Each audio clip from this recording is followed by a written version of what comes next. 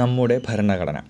തിരഞ്ഞെടുക്കപ്പെടുന്ന ഒരു വ്യക്തി രാഷ്ട്രത്തലവനായുള്ള സംവിധാനമാണ് റിപ്പബ്ലിക്. തിരഞ്ഞെടുക്കപ്പെടുന്ന ഒരു വ്യക്തി രാഷ്ട്രത്തലവനായുള്ള സംവിധാനമാണ് റിപ്പബ്ലിക്. ഇന്ത്യയുടെ രാഷ്ട്രത്തലവൻ പ്രസിഡൻ്റാണ്. ഇന്ത്യ റിപ്പബ്ലിക് ആയത് 1950 ജനുവരി 26-നാണ്. ഇന്ത്യ റിപ്പബ്ലിക് ആയത് 1950 ജനുവരി 26. ഇന്ത്യയുടെ റിപ്പബ്ലിക് ദിനം ആയി ആചരിക്കുന്നത് ജനുവരി 26-ആണ്. ഇന്ത്യയുടെ റിപ്പബ്ലിക് ദിനാഘോഷങ്ങൾ ഔദ്യോഗികമായിട്ട് നടക്കുന്ന സ്ഥലം ന്യൂഡൽഹിയാണ്. ഇന്ത്യയുടെ റിപ്പബ്ലിക് ദിനാഘോഷങ്ങൾ ഔദ്യോഗികമായിട്ട് നടക്കുന്ന സ്ഥലം ന്യൂഡൽഹിയാണ്. ഇന്ത്യയുടെ തലസ്ഥാന നഗരമാണ് ന്യൂഡൽഹി. റിപ്പബ്ലിക് ദിനത്തിൽ ചെങ്കോട്ടയിൽ ദേശീയ പതാക ഉയർത്തുന്ന രാഷ്ട്രപതിയാണ്. റിപ്പബ്ലിക് ദിന പരേഡ് നടക്കുന്നത് രാജ്പഥിലാണ്. ഭരണഘടന ഒരു രാഷ്ട്രത്തിൻ്റെ അടിസ്ഥാന ആശയങ്ങളും തത്വങ്ങളും നിയമങ്ങളും അടങ്ങുന്ന ആധികാരിക പ്രമാണമാണ് ഭരണഘടന. ഒരു രാഷ്ട്രത്തിൻ്റെ അടിസ്ഥാന ആശയങ്ങളും തത്വങ്ങളും നിയമങ്ങളും അടങ്ങുന്ന ആധികാരിക പ്രമാണമാണ് ഭരണഘടന. ഇന്ത്യൻ ഭരണഘടന ഔദ്യോഗികമായിട്ട് നിലവിൽ വന്നതോടെ ഇന്ത്യ ഒരു പരമാധികാര ജനാധിപത്യ റിപ്പബ്ലിക്കാണ്.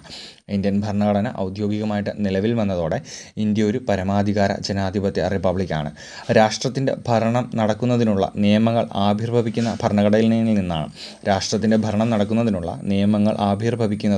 ഭരണഘടനയിൽ നിന്നാണ്. ഇന്ത്യയുടെ ഭരണഘടന രൂപീകരണത്തിനായിട്ട് വേണ്ടി വന്ന കാലയളവ് 2 വർഷവും 11 മാസവും 17 ദിവസവുമാണ്. ഇന്ത്യൻ ഭരണഘടന രൂപീകരണത്തിനായിട്ട് വേണ്ടി വന്ന കാലയളവ് 2 വർഷവും 11 മാസവും 17 ദിവസവുമാണ്.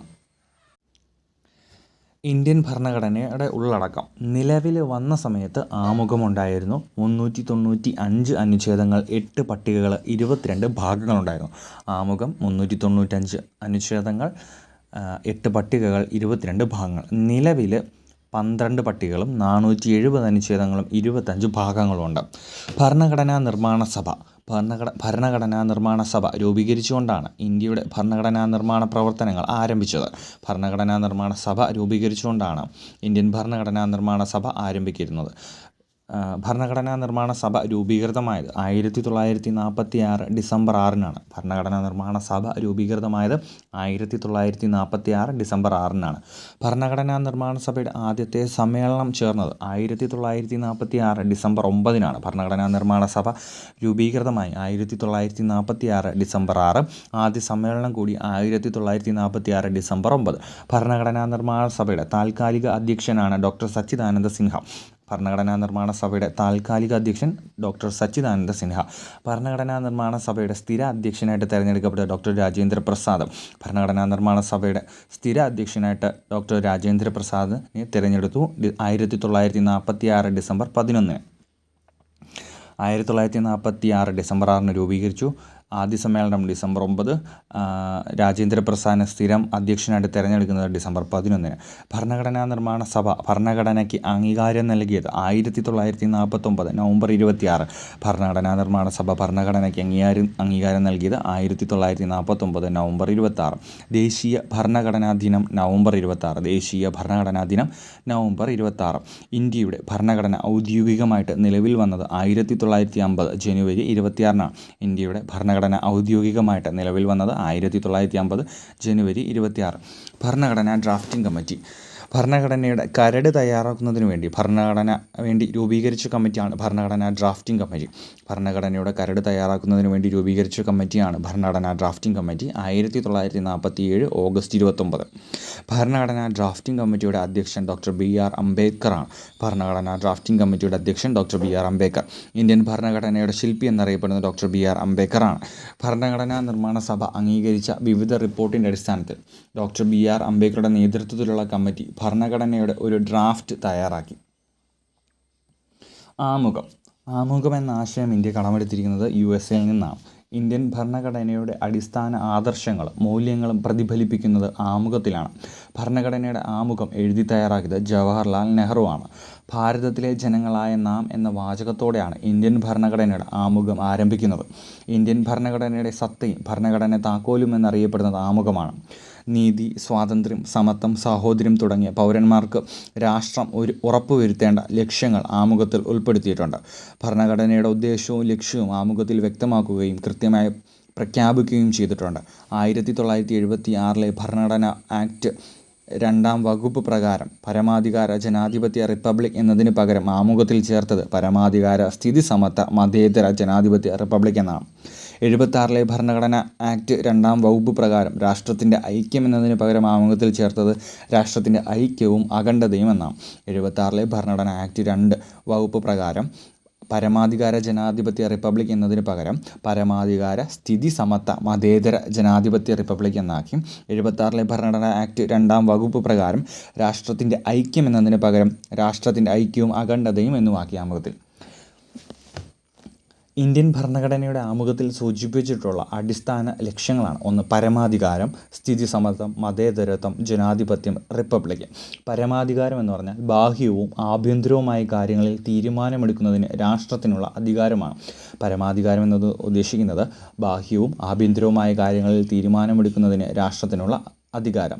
സ്ഥിതി സമത്വം സമൂഹത്തിലെയും സാമൂഹിക, സാമ്പത്തിക, രാഷ്ട്രീയ അസമത്വങ്ങൾ കുറച്ച് സാമൂഹ്യ നീതി ഉറപ്പാക്കുന്നു. മതേതരത്വം ഇഷ്ടമുള്ള മതത്തിൽ വിശ്വസിക്കുന്നതിനും പ്രചരിപ്പിക്കുന്നതിനും പൗരന്മാർക്കുള്ള അവകാശം.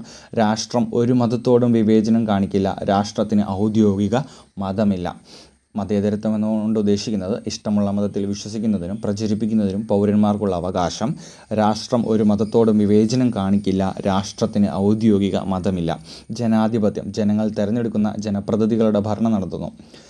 ജനങ്ങൾ തിരഞ്ഞെടുക്കുന്ന ജനപ്രതിനിധികളിലൂടെ ഭരണം നടത്തുന്നതാണ് ജനാധിപത്യം. റിപ്പബ്ലിക് രാഷ്ട്രതലവനെ തിരഞ്ഞെടുപ്പിലൂടെ നിശ്ചയിക്കുന്നതിനെയാണ് റിപ്പബ്ലിക് എന്ന് പറയുന്നത്.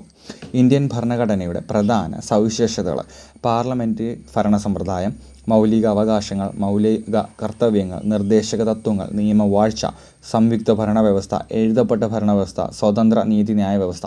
ഇന്ത്യൻ ഭരണഘടനയുടെ പ്രധാന സവിശേഷതകളാണ്: പാർലമെൻ്ററി ഭരണ സമ്പ്രദായം, മൗലിക അവകാശങ്ങൾ, മൗലിക കർത്തവ്യങ്ങൾ, നിർദ്ദേശക തത്വങ്ങൾ, നിയമവാഴ്ച, സംയുക്ത ഭരണവ്യവസ്ഥ, എഴുതപ്പെട്ട ഭരണഘടന, സ്വതന്ത്ര നീതിന്യായ വ്യവസ്ഥ. പാർലമെൻ്ററി ഭരണ സമ്പ്രദായം. ഇന്ത്യൻ ഭരണഘടന വിഭാവനം ചെയ്തിരിക്കുന്നത് പാർലമെൻ്ററി ജനാധിപത്യ ഭരണ സമ്പ്രദായമാണ്. രാജ്യത്തിനു വേണ്ടി ജനങ്ങളാൽ തിരഞ്ഞെടുക്കപ്പെടുന്നവർ ചേർന്ന് ഒരു ജനപ്രതിനിധി സഭയായിട്ട് പ്രവർത്തിക്കുന്നു. ഈ പ്രതിനിധി സഭ പാർലമെൻ്റ് എന്ന പേരിലാണ് അറിയപ്പെടുന്നത്. ജനങ്ങൾ തിരഞ്ഞെടുത്ത പ്രതിനിധി സഭയിലൂടെ ഭരണം നടത്തുന്ന സംവിധാനമാണ് പാർലമെൻ്ററി ഭരണ സമ്പ്രദായം. പാർലമെൻ്ററി പ്രധാന ചുമതല നിയമനിർമ്മാണമാണ്. പാർലമെൻറ്റിൻ്റെ പ്രധാന ചുമതല നിയമനിർമ്മാണമാണ്. ഇന്ത്യയിൽ പാർലമെൻ്ററി ഭരണ സമ്പ്രദായം പ്രകാരം കേന്ദ്രത്തിലും സംസ്ഥാനങ്ങളിലും തിരഞ്ഞെടുക്കപ്പെട്ട പ്രതിനിധി സഭകളുണ്ട്. കേന്ദ്രത്തിൽ പാർലമെൻറ്റ് പോലെ സംസ്ഥാനങ്ങളിൽ സംസ്ഥാന നിയമസഭകളുണ്ട്. പാർലമെൻറ്റിൽ ഭൂരിപക്ഷം നഷ്ടമായാൽ പ്രധാനമന്ത്രിക്കും മറ്റ് മന്ത്രിമാർക്കും, സംസ്ഥാന നിയമസഭയിൽ ഭൂരിപക്ഷം നഷ്ടമായാൽ മുഖ്യമന്ത്രിക്കും മറ്റ് മന്ത്രിമാർക്കും അധികാരത്തിൽ തുടരാനാവില്ല. ഭരണാധികാരികളുടെ മേൽ ജനങ്ങൾക്കുള്ള അധികാരവും നിയന്ത്രണവും അവർ തിരഞ്ഞെടുക്കുന്ന പ്രതിനിധികളുടെ പാർലമെൻ്ററി ഭരണ സമ്പ്രദായം ഉറപ്പാക്കുന്നു. പ്രസിഡൻഷ്യൽ സമ്പ്രദായം. ജനങ്ങൾ നേരിട്ട് ഭരണത്തലവനെ തിരഞ്ഞെടുക്കുന്ന സംവിധാനമാണ് പ്രസിഡൻഷ്യൽ സമ്പ്രദായം എന്ന് പറയുന്നത്. പ്രസിഡൻഷ്യൽ സമ്പ്രദായം നിലവിലുള്ള രാജ്യങ്ങളാണ് അമേരിക്കൻ ഐക്യനാടുകളും ഫ്രാൻസും. ഇന്ത്യയിൽ പ്രസിഡൻഷ്യൽ സമ്പ്രദായമല്ല, പാർലമെൻ്ററി ഭരണ സമ്പ്രദായമാണ്. മൗലിക അവകാശങ്ങൾ. ജനാധിപത്യത്തിൻ്റെ വിജയത്തിനും പൗരന്മാരുടെ സമ്പൂർണ്ണ വികാസത്തിനും വേണ്ടി ഇന്ത്യൻ ഭരണഘടന ഉറപ്പു നൽകുന്ന അവകാശങ്ങളാണ് മൗലിക അവകാശങ്ങൾ. മൗലിക അവകാശങ്ങളെക്കുറിച്ച് ഭരണഘടനയിൽ പറയുന്ന ഭാഗം 3 ആർട്ടിക്കിൾ 12 മുതൽ 35 വരെയാണ്. മൗലിക അവകാശങ്ങൾ പൗരന്മാർക്ക് നിഷേധിക്കാതിരിക്കാൻ ഗവൺമെൻറ്റുകൾക്ക് ഉത്തരവാദിത്തമുണ്ട്. മൗലിക അവകാശങ്ങൾ ലംഘിക്കപ്പെടുകയാണെങ്കിൽ പൗരന് ഹൈക്കോടതികളെയും സുപ്രീം കോടതിയും സമീപിക്കാവുന്നതാണ്. അത്തരം സന്ദർഭങ്ങളിൽ കോടതിക്ക് പൗരൻ്റെ അവകാശ സംരക്ഷണത്തിനായിട്ട് ഉത്തരവുകൾ പുറപ്പെടുവിക്കാനുള്ള അവകാശം ഭരണഘടന നൽകുന്നു. ഇന്ത്യൻ ഭരണഘടന ഉറപ്പു നൽകുന്ന മൗലിക അവകാശങ്ങളാണ്: സമത്വത്തിനുള്ള അവകാശം 14 മുതൽ 18 വരെ, സമത്വത്തിനുള്ള അവകാശം, സ്വാതന്ത്ര്യത്തിനുള്ള അവകാശം 19 മുതൽ 22 വരെ, ചൂഷണത്തിനെതിരെയുള്ള അവകാശം 23, 24, മതസ്വാതന്ത്ര്യത്തിനുള്ള അവകാശം 25, 28, സാംസ്കാരികവും വിദ്യാഭ്യാസപരമായുള്ള അവകാശം 29, 30, ഭരണഘടനാപരമായ പരിഹാരത്തിനുള്ള അവകാശം 32.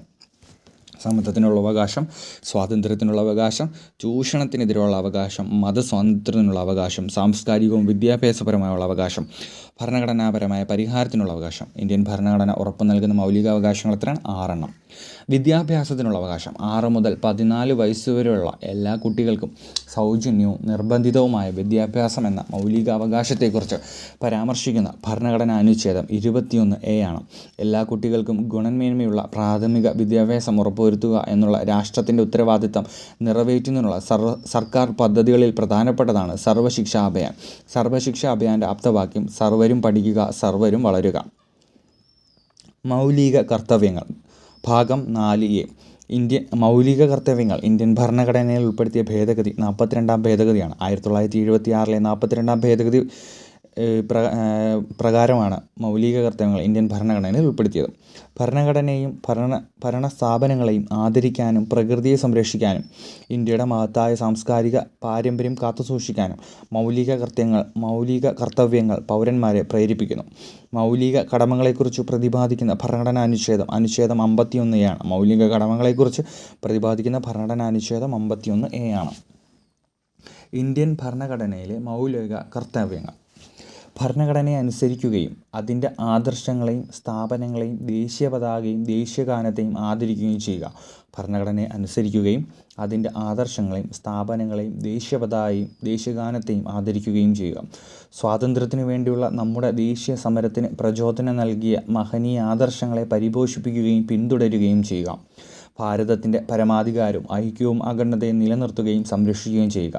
രാജ്യത്തെ കാത്തുസൂക്ഷിക്കുകയും ദേശീയ സേവനം അനുഷ്ഠിക്കുവാൻ ആവശ്യപ്പെടുമ്പോൾ അനുഷ്ഠിക്കുകയും ചെയ്യുക.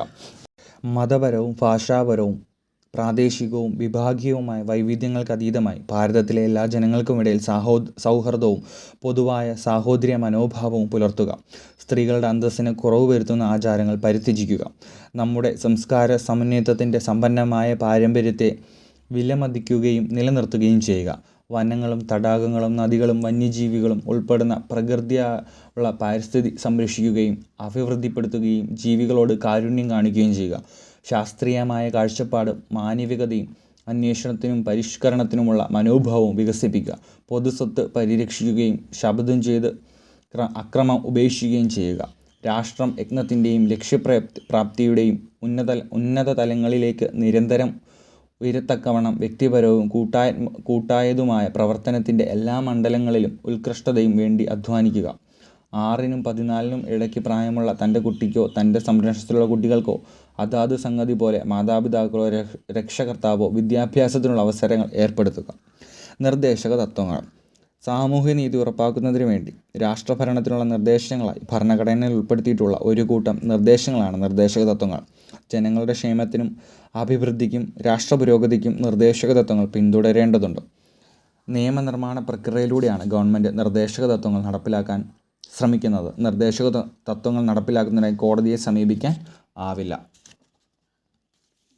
ഭരണഘടനയിൽ ഉൾപ്പെടുത്തിയിട്ടുള്ള പ്രധാന നിർദ്ദേശക തത്വങ്ങൾ: സ്ത്രീ പുരുഷ ഭേദമന്യേ എല്ലാവർക്കും തുല്യ ജോലിക്ക് തുല്യ വേതനം അനുവദിക്കുക. രാജ്യത്തെ വനങ്ങളെയും വന്യജീവികളെയും പരിരക്ഷിച്ചുകൊണ്ട് പരിസ്ഥിതി സംരക്ഷിക്കുക. ദേശീയ പ്രാധാന്യവും ചരിത്രപരമായ മൂല്യവുമുള്ള എല്ലാ സ്മാരകങ്ങളും സംരക്ഷിക്കുക. സാമ്പത്തിക സാമൂഹിക രാഷ്ട്രീയ നീതിയിൽ അധിഷ്ഠിതമായ ഒരു വ്യവസ്ഥിതി കെട്ടിപ്പടുത്തുകൊണ്ട് ജനങ്ങളുടെ ക്ഷേമം ഉറപ്പുവരുത്തുക.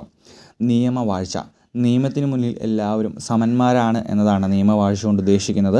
നിയമവാഴ്ച അതിൻ്റെ പരിഷ്കൃതവും ആധുനികവുമായ രൂപത്തിൽ വികസിച്ചു വന്നതിന് അടിസ്ഥാനമായ ഭരണഘടനയാണ് ബ്രിട്ടീഷ് ഭരണഘടന. സംയുക്ത ഭരണ വ്യവസ്ഥ ഫെഡറൽ സിസ്റ്റം: കേന്ദ്ര സംസ്ഥാന പ്രാദേശിക ഗവൺമെൻറ്റുകൾക്ക് അധികാരം പങ്കിട്ടു നൽകുന്ന ഭരണരീതിയാണ് സംയുക്ത ഭരണവ്യവസ്ഥ. എഴുതപ്പെട്ട ഭരണഘടന: ലോകത്തിലെ ഏറ്റവും വലിയ എഴുതപ്പെട്ട ഭരണഘടനയുള്ള രാജ്യമാണ് ഇന്ത്യ. ലോകത്ത് എഴുതപ്പെട്ടിട്ടുള്ളതും എഴുതപ്പെടാത്തതുമായ ഭരണഘടനകൾ നിലവിലുണ്ട്. പുസ്തക രൂപത്തിൽ തയ്യാറാക്കാത്ത ഒരു രേഖ എന്നതാണ് എഴുതപ്പെടാത്ത ഭരണഘടന എന്നുകൊണ്ട് അർത്ഥമാക്കുന്നത്. എഴുതപ്പെടാത്ത ഭരണഘടനാപരമായ നിയമങ്ങൾ, ചട്ടങ്ങൾ മുതലായവ രാജശാസനങ്ങൾ, കോടതി വിധികൾ, ആചാരങ്ങൾ, കീഴ്വഴക്കങ്ങൾ എന്നീ രൂപങ്ങളിൽ നിലകൊള്ളുന്നു. എഴുതപ്പെട്ട ഭരണഘടന നിലവിലുള്ള രാജ്യങ്ങളാണ് ഇന്ത്യ, അമേരിക്കൻ ഐക്യനാടുകൾ, ഓസ്ട്രേലിയ, ബ്രസീൽ, ദക്ഷിണാഫ്രിക്ക. എഴുതപ്പെടാത്ത ഭരണഘടന നിലവിലുള്ള രാജ്യങ്ങളാണ് ബ്രിട്ടൻ, ഇസ്രായേൽ, ഫ്രാൻസ്, ന്യൂസിലൻഡ്. സ്വതന്ത്ര നീതിന്യായ വ്യവസ്ഥ: പൗരന്മാരുടെ അവകാശങ്ങൾ സംരക്ഷിക്കുന്നതിനു സ്വതന്ത്രമായൊരു നീതിന്യായ സംവിധാനം ഇന്ത്യയിലുണ്ട്. കുറ്റവാളികളെ ശിക്ഷിക്കുകയും നിയമ സംരക്ഷണം ഉറപ്പുവരുത്തുകയാണ് നീതിന്യായ വ്യവസ്ഥയുടെ പ്രധാന ചുമതല. ഭരണകൂടത്തിൻ്റെ മറ്റ് 2 വിഭാഗങ്ങളായ നിയമനിർമ്മാണ സഭയുടെയും കാര്യനിർവഹണ വിഭാഗത്തിൻ്റെയും സ്വാധീനത്തിൽ നിന്ന് നീതിന്യായ വിഭാഗം സ്വതന്ത്രമാണ്. സ്വതന്ത്രമായ നീതിന്യായ വ്യവസ്ഥ ഇന്ത്യൻ ഭരണഘടനയുടെ സവിശേഷതയാണ്.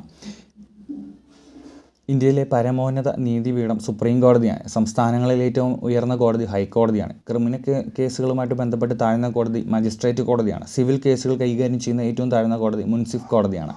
ഭരണഘടനാ ഭേദഗതി: ഭരണഘടനയിലെ കൂട്ടിച്ചേർക്കലുകൾക്ക് ഒഴിവാക്കലുകളും നടത്തുന്നത് അറിയപ്പെടുന്നു ഭരണഘടനാ ഭേദഗതി. ഭരണഘടനയിലെ കൂട്ടിച്ചേർക്കലുകളും ഒഴിവാക്കലുകളും നടത്തുന്നത് അറിയപ്പെടുന്നു ഭരണഘടനാ ഭേദഗതി.